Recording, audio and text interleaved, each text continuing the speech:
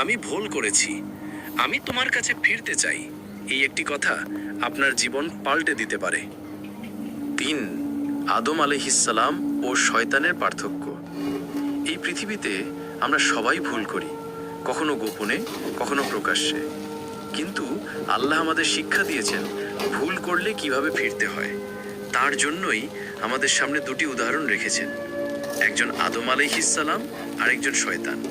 আদম আলাইহিসসালাম ভুল করলেন, গাছের ফল খেলেন।